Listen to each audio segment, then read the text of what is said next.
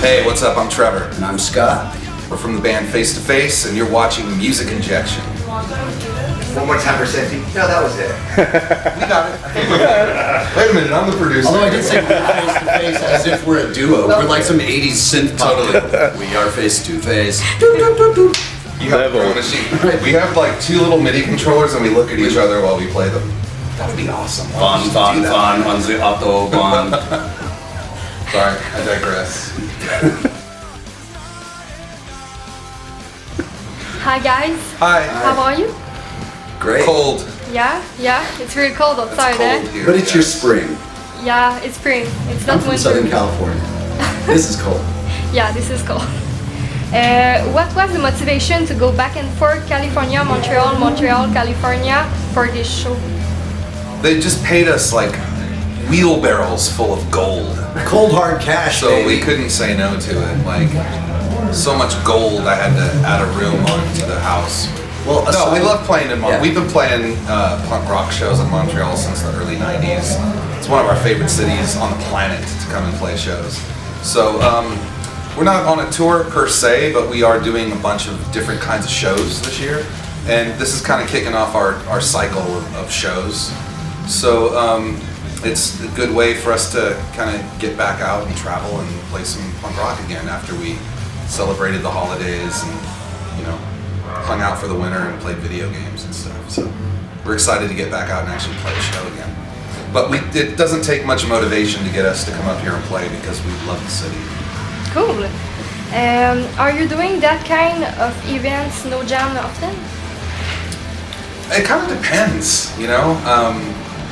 The way that typically works is you just get offers from people. So when it makes sense, people present us with offers, and if you like it, we go and do it. Last year we did spend a lot of time doing more festival type shows than club dates. So yeah, recently there's been more of that kind of stuff available to us.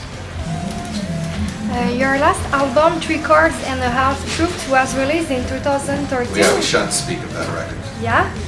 No, I'm just kidding. Are you recording something, or can you talk about? We're recording something right now. Yeah, really? The camera. A part of that. Yeah. We actually are writing a bunch of new songs. Okay. They're in the works right now. We had planned to go into the studio at the beginning of this year, and we had some scheduling snafus, so it moved back until the end of the year. But we're talking with Bill Stevenson from The Descendants and all, and we're supposed to be recording with him in October later this year, so we're looking forward to that. Okay, can you tell us some details?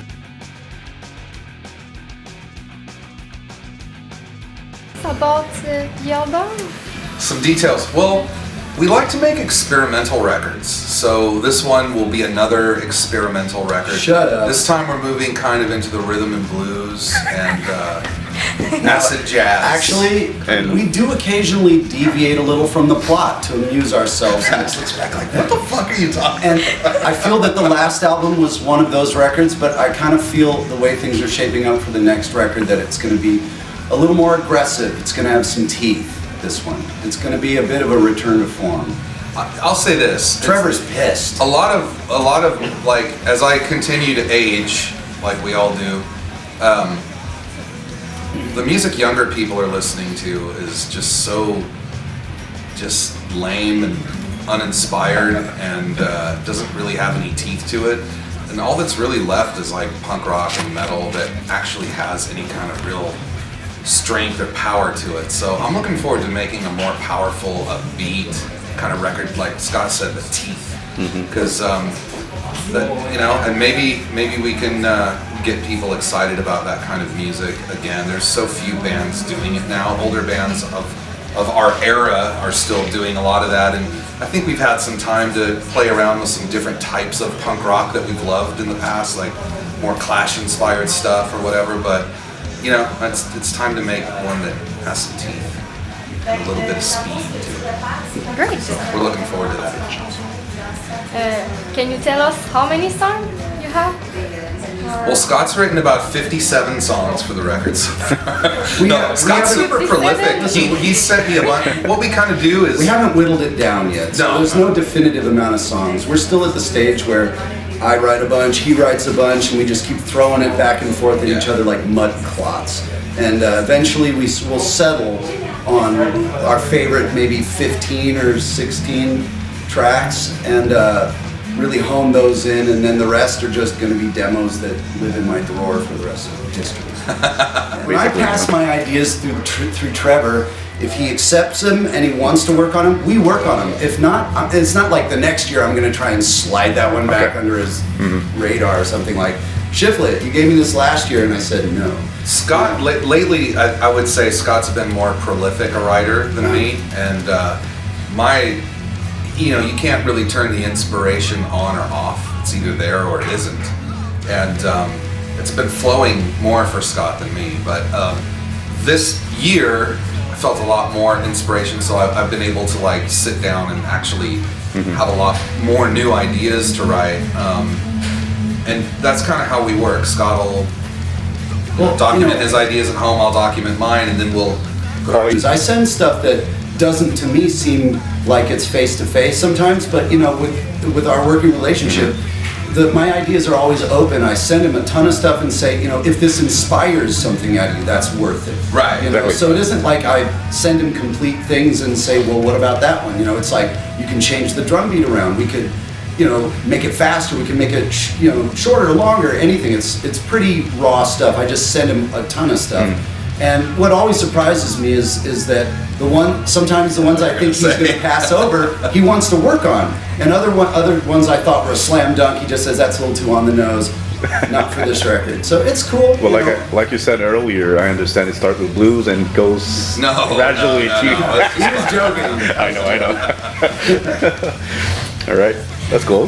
Next question. What aspect do you like the most about show in Montreal? Not the temperature. Definitely. That would be lowest on the list. Usually it's the people. Yeah, the people are really great. And in addition to having great fans and really cool people, great attitude and culture in the city itself is also a really fun place to visit as a traveler or tourist. So can't consider ourselves tourists at this point because we've been to Montreal so many times. But And I've not broken the law once. so yeah, there's many good things. Do you have a crazy story about a tour? Or Only about 1 million of them. You reminded me of one time we played a show and a guy in a wheelchair actually got passed up to the top of the crowd and he crowd surfed in his wheelchair, and that was super nice. I can't actually remember what city that was in, but I was like, holy shit, look at that, it's crazy. So, that was all, guys. Do you have something to say to your fans in Montreal, future fans, or the last word is for you? Thanks for all the many years of support, and we consider you guys more like family than fans, and we're looking forward to coming back to the city soon and spending time playing music and having some fun together. I know there'll be at least a couple of shows over 2015. When can we expect the next album? Exactly. Well, if we're recording it in October, I would look for it early 2016. Okay. And a tour and that. And subsequent touring and shows to follow, although that's pretty far out there, so it's hard to say what exactly that will be. But you're not going to be part of the heavy NTL this year, or any big events or anything else? Not so far. Our Okay. year is still kind of getting planned out as we go. So we're booked right now through June. Go to facetofacemusic.com and check out Twitter feed and Facebook and that kind of stuff. So whatever's going on with the band, you're going to be able to find there for now. But look for a brand new merch store there. Probably in the next 30 days or so. Now sure you must have seen